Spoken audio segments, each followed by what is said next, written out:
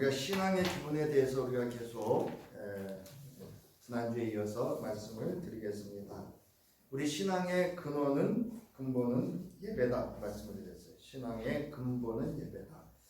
우리 신앙의 근원은 믿음이고 우리 신앙의 시작은 기도이다. 이것이 우리 신앙의 기본입니다. 그리고 우리 신앙의 기본의 끝은 찬양이고 또 우리 신앙의 기본에 있어서 열매를 맺는 것은 감사하는 신앙과 삶이다 라고 말씀을 드렸습니다. 자, 그래서 골로새서 4장 2절에서 바울은 기도에 힘을 쓰십시오. 감사하는 마음으로 기도하면서 깨어 있으십시오. 즉 항상 감사에 깨어 있는 감사하는 신앙, 감사하는 삶을 감사의 존재로 있을 것을 권면하고 있습니다. 오늘은 우리 신앙의 기본 6번째로서 무례하지 않은 신앙입니다. 우리 신앙인의 기본으로 갖춰야 될 것은 예의 있는 신앙인이어야 합니다. 즉 무례하지 않은 신앙이어야 합니다. 미국 플로 신학교 총장이고 칼빈 대학교 교수였던 리처드 마우가 쓴 저서 무례한 기독교에서 무례한 기독교란 기독교 신앙이나 그리스도인의 태도가 독단적이고 독선적이고 배타적이며 타인과의 소통에 미흡하다는 그런 비판적 시각으로서 그리스도인으로서의 소양, 즉 교양을 갖춰야 되는 것도 매우 중요하지만 한 시민으로서 사회 속에서 소양을 갖춘 교양인으로서 예의를 갖춘 삶을 살아야 함을 이야기하고 있습니다. 그래서 이 무례한 기독교의 책에서 저자가 일관되게 강조하는 신념을 가진 예의 있는 교양인이라는 가치는 현대 사회를 살아가는 모든 그리스도인의 삶에 진정한 기독교 영성에 대한 분명한 울림을 준다라는 이야기를 합니다. 강조하고 있죠.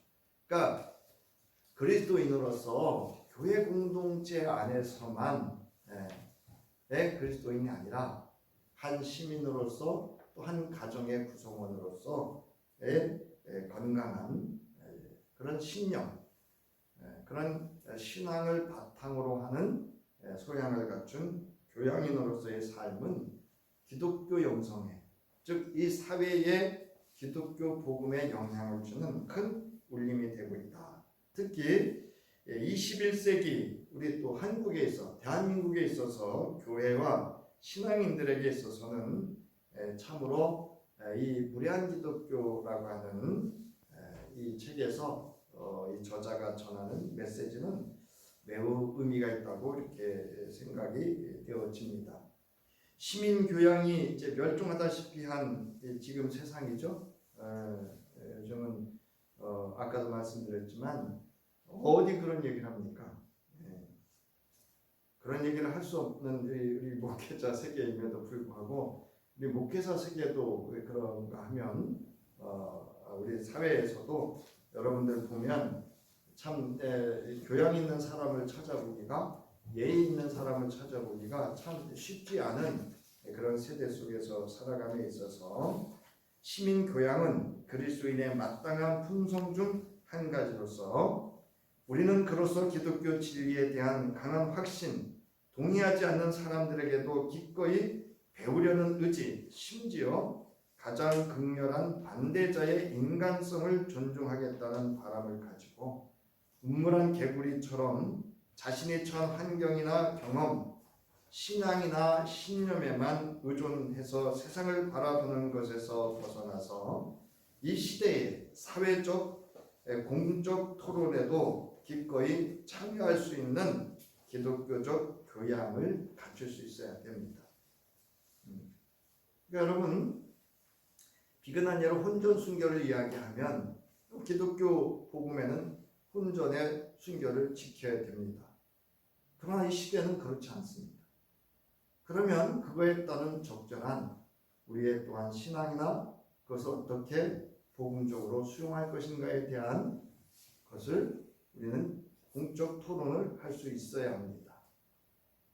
그거를 정죄하고 배타적으로 독선적으로 그리고 언급하면 이단화시키고 이러한 정죄화시키는 일들은 우리가 참 조심해야 될 그런 항목들이고 우리가 이 시대를 살아가면서 갖춰야 될 우리 기독인들의 교양을 필요로 하는 것들 중에 하나가 아닌가 싶습니다. 자, 오늘 신앙의 기본 6번째로 무례하지 않은 신앙입니다. 우리의 신앙은 하나님과의 관계에서 지켜야 할 예의가 있습니다. 또한 신앙인과 신앙인 그리고 신앙인과 이웃과 즉 사회 속에서 지켜야 될 예의가 있어야 합니다. 즉 기독인으로서의 교양을 갖추어야 합니다. 하나님 앞에서 예의를 갖추어 하는 행위가 예배입니다. 이 예배라는 것을 문자적으로 예를 갖추어 전한다는 뜻으로 배라는 말이 전한다는 뜻이거든요. 엎드려 전한다 이런 뜻이에요. 그래서 종교에서 신앙의 대상에게 존경과 숭앙하는 마음으로 표현하는 것을 우리가 예배 또는 경배라고 합니다. 그래서 여러분 모든 종교를 보면은 신 앞에서 어떻게 하죠? 네? 대부분 다 엎드립니다. 자기 자세를 낮추고 태도를 겸허하게 하고 자신을 낮추고 우리가 말하는 예배를 합니다. 그래서 예배를 뜻하는 우리 기독교 용어는 프로스퀴네오라고 하는 헬라어를 쓰는데요. 원래는 종이 주인에게 문안할 때 존경의 표시로 머리를 조아리며 발에 입맞추는 것을 가리킵니다. 결국 예배는 하나님을 향한 존경과 경외심이 수반된 엄숙하고도 거룩한, 즉 구별된 행위임을 보여줍니다.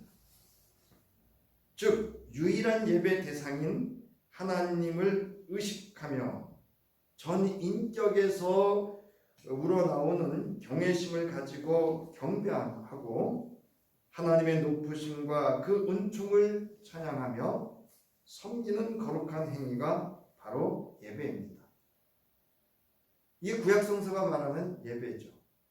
그렇다면 오늘날 우리 기독인들은 그리스도 예수와 그 말씀 안에서 여호와 하나님을 사랑함으로 하나님과 마음과 뜻과 정성 즉 경외심과 함께 예의를 갖추어서 나의 구주이신 아버지 하나님을 높여서 찬양하고 감사하며 하는 행위가 예배이어야 합니다.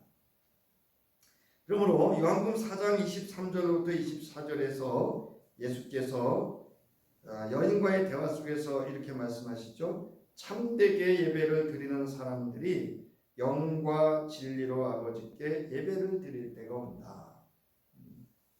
영은 성령이고요. 진리는 말씀 곧 예수 그리스도를 의미하기도 합니다. 자, 24절에서는 하나님은 영이시다. 그러므로 하나님께 예배를 드리는 사람은 영과 진리로 예배를 드려야 한다. 그래서 이제 그 이스라엘 사마리아 지역의 이스라엘 그리고 이 예루살렘 주변의 유다 이 예배의 장소를 놓고 갈등하고 그랬던 것을 이제 예배의 진정함이 무엇인지를 예수께서 이제 예수 그리스도를 통해서 하나님께 드려지는 예배 그리고 성령이 임재한 때에 드려지는 예배에 관해서 말씀을 하시고 있습니다. 이처럼 우리가 하나님 앞에 예의를 갖춰서 드리는 모든 행위를 우리는 예배다 이렇게 할 수가 있습니다. 자, 오늘 본문은 고린도전서 13장 4절에서 7절과 빌립보서 4장 8절로부터 9절에 있는 말씀입니다. 이 본문을 중심으로 우리 기독인인 성도는 신앙적으로 그리고 사회적으로 어떤 교양, 즉 예의를 갖춰야 하는지를 설교자는 살펴보고 우리 신앙과 삶에 적용해 보고자 합니다. 자, 먼저 우리 기독 신앙인의 갖추어야 될 예는 무례하지 않아야 합니다.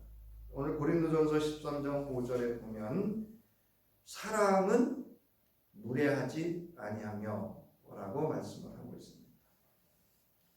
그 전에 바울은 고린도전서 13장 13절에서 그러므로 믿음, 소망, 사랑 이 세 가지는 항상 있을 것인데 그 가운데서 으뜸은 사랑입니다 라고 이렇게 말합니다.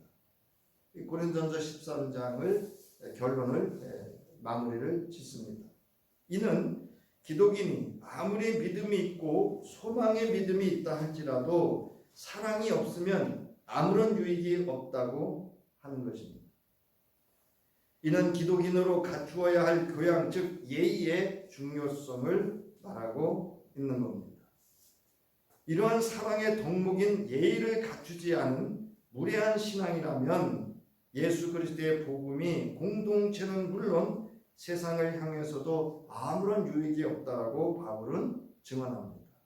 그래서 고린도전서 13장 1절부터 3절에 보면 내가 사람의 모든 말과 천사의 말을 할 수 있을지라도 내게 사랑이 없으면 울리는 진이나 요란한 괭가리가 될 뿐이다.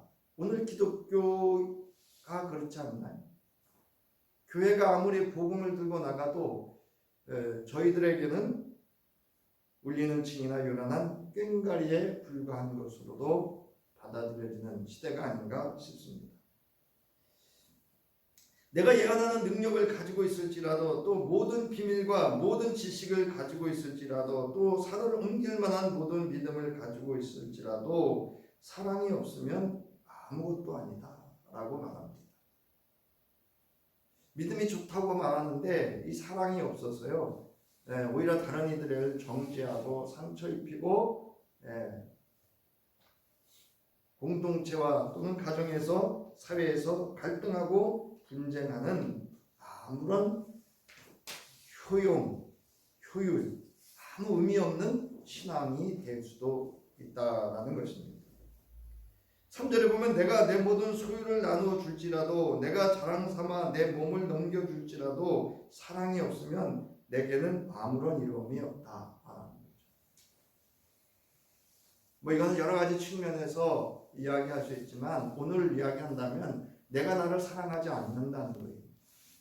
여러분 내가 나를 사랑하지 않으면 누구도 사랑할 수 없습니다. 오늘 본문 중 고린도전서 13장 5절에 보면 사랑은 무례하지 않다라고 하였습니다. 이것은 기독인이 갖추어야 하는 교양의 덕목 중 하나입니다.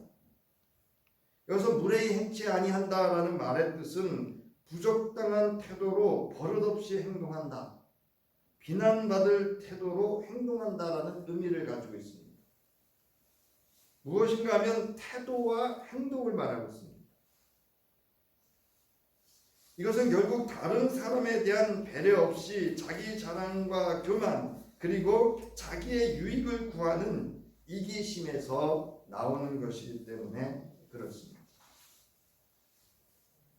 우리말에도 무례하다라는 말은 태도나 말에 예의가 없다라는 뜻입니다.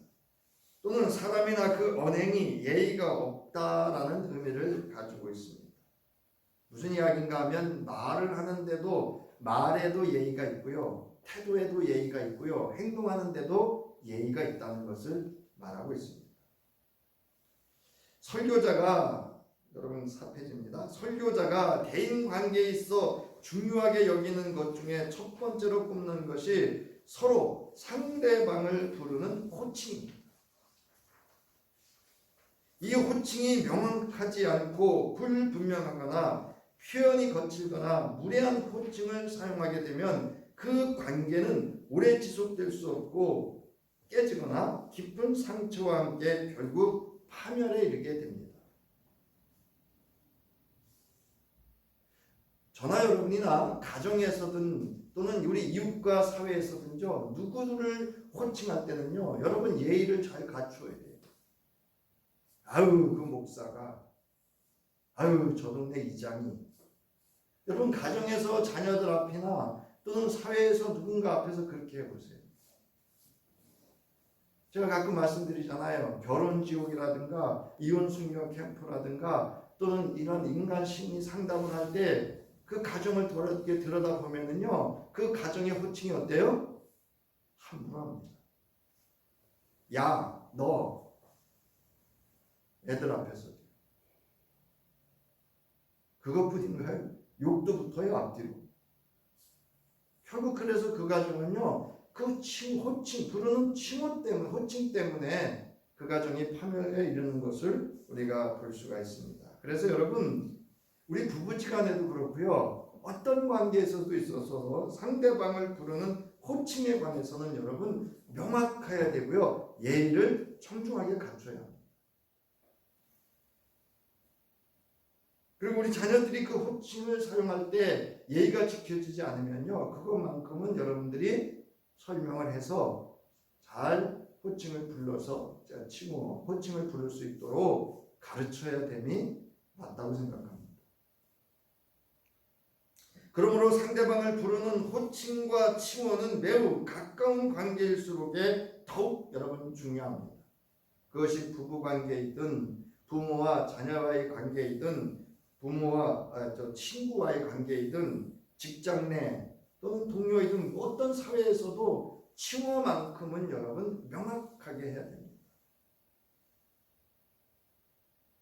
우리가 그 미국 사람들은 꼭 뭐를 하죠? 상대방을 부를 때? 네? 이름을 부릅니다. 예, 이름을 불러요. 네. 아주 중요한 거예요, 사실은. 그래서 처음에 가면 애들도 어른을 이름을 부르거든요. 그래가지고 우리 한국 사람들은 가면 처음에 좀 당황하는데요. 이름이라고 하는 건 그 존재와 모든 것들을 다 아울러서 부르는 거기 때문에 아주 중요한 호칭이에요. 그래서 여러분이 아이들과도 그렇고요, 누구와도 이야기할 때 명확한 이야기를 할 때는요, 이름을 부르는 게 더 정확할 수가 있습니다. 명확할 수가 있어요. 그냥 집사님 이런 것보다 김갑돌 집사님 이렇게 부르는 게 더 명확합니다. 자, 고린도전서 13장은 고린도 교회 내에 있어서 신자 간의 갈등과 분열에 있어서 성도 간에 지켜야 할 기독인의 교양, 즉 신자가 지켜야 할 예의의 덕목을 바울이 권고하고 있는 내용이 13장이에요. 그러니까 고린도 교회를 치유하는, 고린도 교회에 많은 문제가 있었어요. 그 문제를 근원적으로 치유하고 건강하고 건전한 복음으로 그런 공동체가 되기 위해서 필요했던 것이 고린도전서 13장입니다. 그러니까 여러분, 고린도전서 13장은 사랑의 장이 아니고요, 고린도 교회의 문제를 해결하기 위한 방법을 말씀으로 권고하고 있는 내용입니다. 그 중에 사랑은 무례하지 않다라고 바울은 말합니다. 고린도전서 13장 4절로부터 7절로 보면 사랑은 오래 참고 친절합니다. 사랑은 시기하지 않으며 뽐내지 않으며 교만하지 않습니다. 여러분, 이것은 우리 기독인들이 갖추어야 될 교회 공동체 안에서뿐만이 아니고 우리 이웃과의 관계 속에서도 갖추어야 될 신앙의 교양인 덕목입니다. 사랑은 무례하지 않으며 자기의 이익을 구하지 않으며 성을 내지 않으며 원한을 품지 않습니다. 사랑은 불의를 기뻐하지 않으며 진리와 함께 기뻐합니다. 사랑은 모든 것을 덮어주며 모든 것을 믿으며 모든 것을 바라며 모든 것을 견딥니다. 라고 바울은 권고합니다. 여러분, 사랑이 무례하지 않으려면 오래 참아야 되고요, 친절해야 됩니다. 시기하지 않아야 되고요, 뽐내지 않아야 되고요, 교만하지 않아야 합니다. 자기의 이익을 구하지 않아야 하며 성내지 않아야 합니다. 원한을 품지 않아야 합니다. 원한이라고 하는 건 복수를 말하는 거거든요. 이것을 요약하여 바울이 말하는 사랑은 모든 것을 덮어주고 모든 것을 믿고 모든 것을 바라고 모든 것을 견딘다라고 13장 1절로부터 6절의 내용을 요약해서 말하고 있는 겁니다. 이 사랑의 실천은 교회 공동체 내 성도 간에도 지켜져야 하지만 우리의 이웃, 즉 사회에서의 대인 관계에서도 지켜져야 할 기독인의 교양, 덕목, 즉 예의입니다. 이걸 갖추어야 돼요. 기독인 즉 성도는 교회 공동체 내에서든 이웃과의 관계이든 가정 내에서 관계이든 무례하지 않아야 합니다. 그러기 위해서는 성서를 통하여 기독인의 교양은 물론 사회에서 지켜야 할 사회의 교양의 덕목도 우리가 배우고 익혀서 그 소양을 갖춰야 합니다.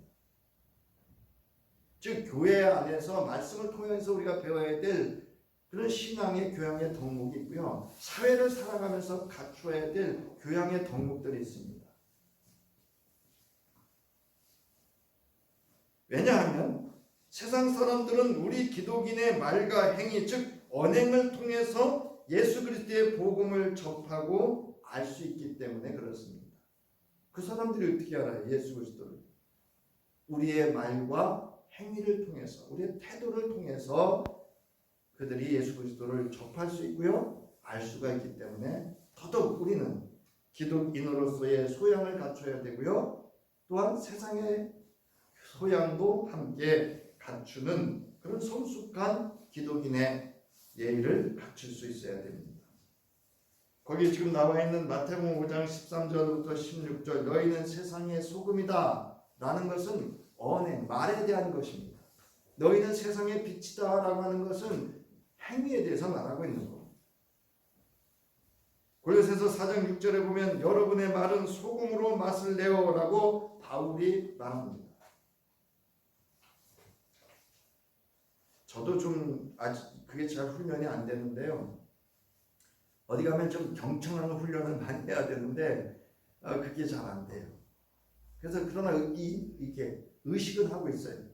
어디 가서 될 수 있으면 말을 안 하려고 많이 자제를 하려고 지금 많이 노력을 하고 있습니다. 왜냐하면요 소금으로 맛을 낼 수 있는 그런 말을 할 수 있어야 되거든요. 그리고 여기 지금 세상의 빛이다라고 하는 것은 우리의 행위를 말하는 거거든요. 여러분 세상 사람들은요 우리의 말과 행위를 통해서 우리를 여러분 지켜보고 있다니까 제가 늘 말씀드리잖아요.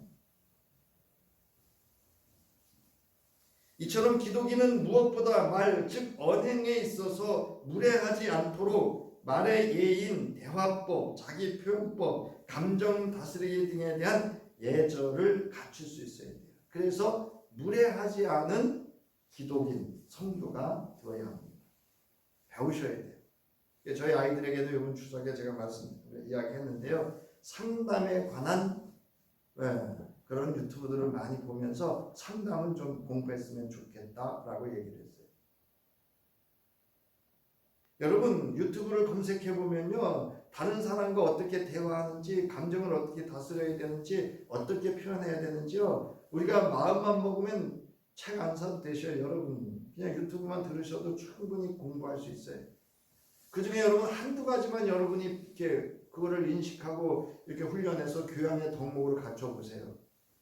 다른 게 달라지지 않아요. 내가 달라져요. 내 삶의 질이 달라지게 되어 있습니다. 자, 두 번째 빌립보서 4장 8절부터 9절에 보면 무엇에든지 덕이 되는지를 항상 생각하라 이렇게 말합니다.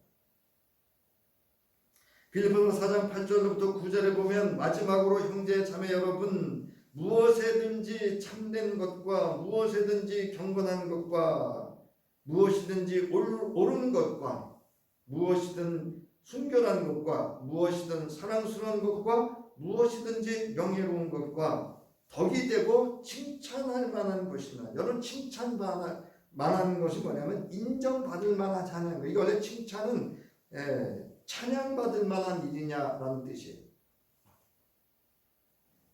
하나님이 기뻐하실 일인가를 생각하라라고 바울은 권면하고 있습니다. 바울은 빌립보 교회와 공동체원인 성도들에게 마지막으로 기독인으로서 지켜야 할 8가지 덕목을 권고합니다. 이 8가지 덕목을 실현천하는 이에게는 하나님의 평강이 함께 하신다라고 바울은 확신 있게 아주 확실하게 말을 합니다.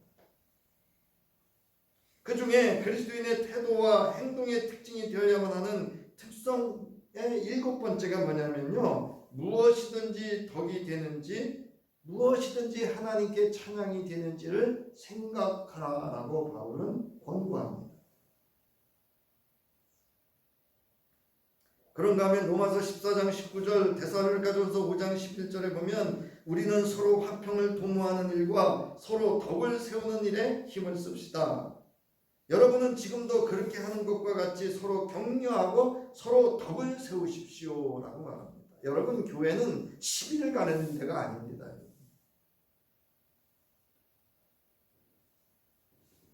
여러분, 교회는 일단 정직해야 돼요. 제가 우리 지방에, 다른 지방에 어떤 어느 목사님인데요, 그분은 자신이 잘못하면 장로님들 앞에 무릎을 꿇는데요. 그리고 장로님들, 제가 잘못했습니다. 그리고 앞으로는 이런 일이 없도록 제 자신도 노력을 하겠고, 혹시 이런 일이 있으면 말씀해 주십시오. 여러분, 교회는요, 서로 화평을 도모하는 일과 서로 덕을 세우는 일에 힘을 써야 됩니다. 이거는 우리 가정도 마찬가지예요. 우리 여러분, 가정에서 없어야 되는 것 중에 하나가 뭔지 아세요? 시비 가리는 일이에요. 여러분, 시비를 가리는 대화를 하면은요, 그 가정은 전쟁이 끊이지 않습니다. 갈등이 끊이지 않습니다. 거기 어떻게 화평이 있을 수 있어요? 그리고 서로 격려하고 서로 덕을 세우는 데 있습니다. 만약에 우리 교회 안에 지금 신천지 교인이 있다고 생각해 보세요. 없기 때문에 말씀드리는 거예요. 그럼 여러분 어떻게 하실 거예요? 그를 잘 격려하고요. 거기서부터 그들의 눈을 열어서 영적 분별력을 갖고 그들이 회복하고 스스로 깨달아 나올 수 있도록 우리는 그를 격려해 줘야 됩니다. 여러분, 격려라는 게 꼭 잘하고 이것만이 아니에요. 여러분. 그가 스스로 자신의 문제를 해결할 수 있도록 도와주는 게 격려입니다. 여러분. 여러분이 덕이라고 하는 말은 아레테라는 헬라어로서 좋은 점, 올바름, 은혜로운 행동 등을 나타내는 것으로 도덕적인 탁월함이나 선을 뜻한다. 그랬어요. 우리 기독인들에게 선은 뭐냐? 우리 기독인의 선은 하나님의 말씀대로 존재하고 사는 데 있습니다. 그래서 성서가 말하는 덕이란 인간이 하나님께서 주시는 은총의 결과로 이루게 되는 고상한 품위와 인격을 뜻합니다. 어려운 단어들인데요. 성경 사전에 있는 걸 그대로 옮겼기 때문에 그렇습니다. 고매하고 너그러운 도덕적 품성이며 윤리적 의지대로 행동할 수 있는 인격적 능력이라는 거예요. 그리스도의 덕목은 하나님께서 요구하시는 것으로 생활 속에서 당연히 갖춰야 할 것과 하나님의 성품을 닮아가는 것 등이다 라고 성경 사전은 정의를 하고 있습니다. 이런 사실은 신약에 언급된 덕이 하나님의 선하심과 위대한 구원의 능력을 가르치기도 한다는 사실에서 분명해집니다. 이렇듯 성경이 가르치는 덕은 단순히 세상에서 가르치는 윤리 또는 도덕의 차원을 넘어 하나님이 주시는 능력을 힘입어 하나님의 선하심을 닮아가는 성품임을 말하는 거예요. 이거 여러분 내 스스로 할 수 있는 거 아니에요. 성령의 도우심과 능력으로 할 수 있는 겁니다. 그러므로 우리에게 필요한 것은 뭐냐? 말씀과 기도와 감사. 앞서 말씀드렸던 5가지의 신앙의 기본이 우리가 잘 갖추어져 있어야 합니다. 이처럼 우리 기독인들은 비기독인들보다 훨씬 더 탁월한 도덕성을 지녀야 합니다. 그러할 때 그리스도를 따르는 이들로서 진정한 모범을 보일 수 있기 때문에 그렇습니다. 그러므로 우리는 오늘 본문의 바울의 권고를 항상 기억해야 할 뿐 아니라 사회 속에서도 무엇에든지 기독인의 품격을 갖추어야 할 덕목을 항상 생각하고 이를 지님으로 하나님의 성품에 참여할 수 있어야 합니다. 여러분, 우리는 베드로전서 2장 9절에 여러분은 택하심을 받은 족속이요 왕과 같은 제사장들이요 거룩한 민족이요 하나님의 소유가 된 백성입니다. 이게 우리에게 주어진 하나님이 우리에게 주어진 신분이고요 자격입니다. 이 품위를 지킬 수 있어야 돼요. 여러분, 대통령은 대통령의 품위를 지켜야 돼요. 맞죠? 여러분, 똑같이 도둑질을 해도 목사가 하면 더 나쁘게 보는 이유는 뭐죠? 목사가 지녀야 될 품위가 있기 때문에 그렇습니다. 베드로후서 1장 3절에 보면 하나님께서는 우리가 그를 알므로 말미암아 생명과 경건에 이르게 하는 모든 것을 그의 권능으로 우리에게 주셨습니다. 하나님은 우리를 부르셔서 그의 영광과 덕을 누리게 하시신 분이다. 이 하나님은 우리를 부르셔서 그의 영광, 하나님의 영광과 덕을 누리게 해주신 분이시다. 4절 보세요. 뒤에 하나님의 성품에 참여하는 사람이 되게 하시려는 것이다 라고 말씀을 하고 있어요. 그러니까 우리의 신앙의 궁극적인 목적은 뭐냐? 하나님의 성품에 참여하는 데 있습니다. 여러분, 거룩이 뭐죠? 하나님의 성품입니다. 자, 바울은 이에 앞서 빌립보서 4장 5절에서 너희 관용을 모든 사람에게 알게 하라고 합니다. 이는 성도들이 타인에 대한 관대함과 사려 깊은 배려와 존중을 뜻합니다. 여러분, 예의를 잘 갖추려면요, 상대에게 관용한 자세를 가질 수 있어야 돼요. 여러분, 내가 속이 좁아지면요, 상대가 그냥 한 말로 다 뭐가 돼요? 다 시기거리가 되는 거예요. 근데 내 마음이 관대함이 있으면 누가 뭐라 그래도 그냥 넉넉히 받아들일 수 있습니다. 자, 그리스도인이라면 당연히 지녀야 할 중요한 품성이기 때문에 바울은 관용을 모든 사람에게 알게 해야 한다고 권고합니다. 나 관용은 관대한 사람 이게 아니라 다른 사람이 이렇게 탁 만나면 이분은 관대해 라고 이렇게 받아들일 수 있어야 된다. 관용이라고 하는 것은 그리스도 예수의 시각으로 사람과 세상을 바라보는 거예요. 저도 이거 잘 안 됩니다. 그러나 우리는 사람을 바라볼 때이든 세상을 바라볼 때이든 우리의 육신의 정욕과 이생의 자랑과 이 세상의 안목으로 사람을 대하는 것이 아니라 모든 인류의 죄와 허물을 십자가에 짊어지시고 대속해 주셨던 그 하나님의 크신 사랑과 그 자비와 공의하심에 관용함으로 우리도 사람을 볼 수 있어야 되고 세상을 바라볼 수 있어야 한다. 여러분, 관용이라는 헬라어 에피에이케스라는 말은 양보하다, 참을성 있다 또는 온유하다라는 그런 의미를 가지고 있습니다. 고린도후서 10장 1절에 보면 나 바울은 그리스도의 온유하심과 관대하심을 힘입어서, 여러분, 내가 관대하고 관용을 베풀고 싶어서 되는 거 아니에요. 그것에 대한 충분한 기도가 있어야 되고요, 말씀이 있어야 되고요, 신앙의 기본 예의가 잘 갖추어져 있을 때 누군가에게 여러분 관대할 수 있고 관용할 수가 있습니다.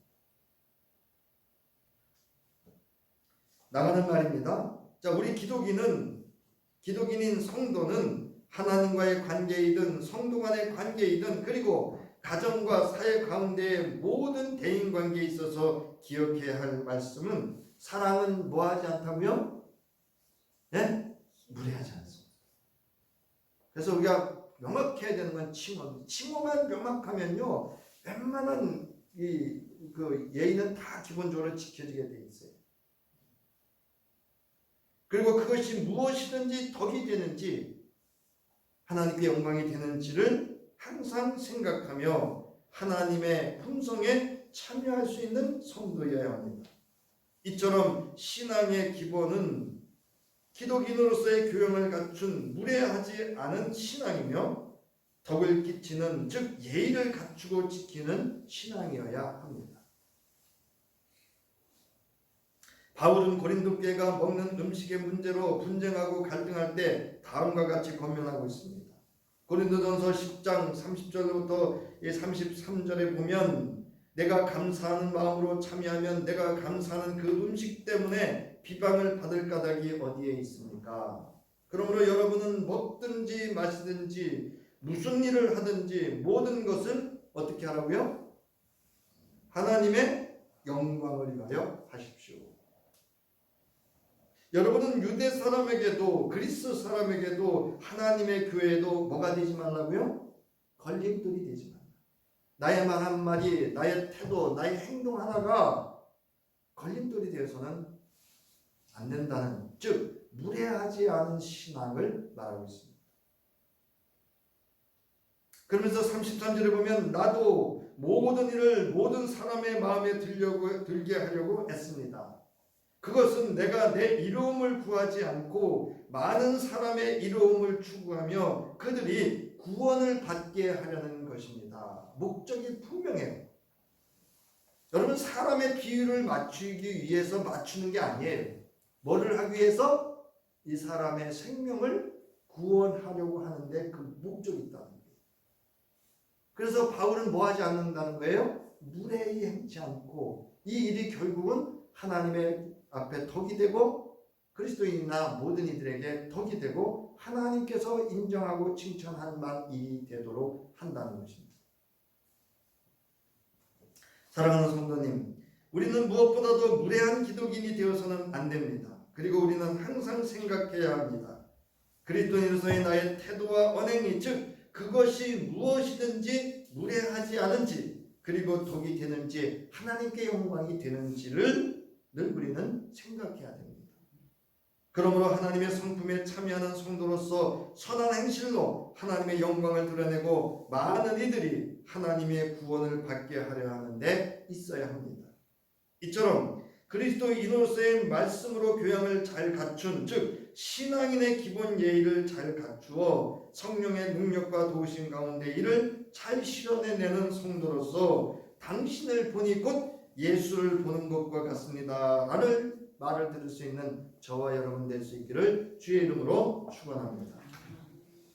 우리를 구원하시기 위하여 하나님의 성품에 온전히 참여하여 자신을 낮추고 우리의 모든 죄를 십자가에 계속하시고 우리를 구속해 주신 우리 주 예수 그리스도의 구속의 은혜와 오늘도 한량없는 그 자비로우심과 긍휼하심 속에 그 마음에 우리를 품고 사랑하시는 하나님의 무한하신 사랑하심이 이제 무례히 행치 않는 신앙,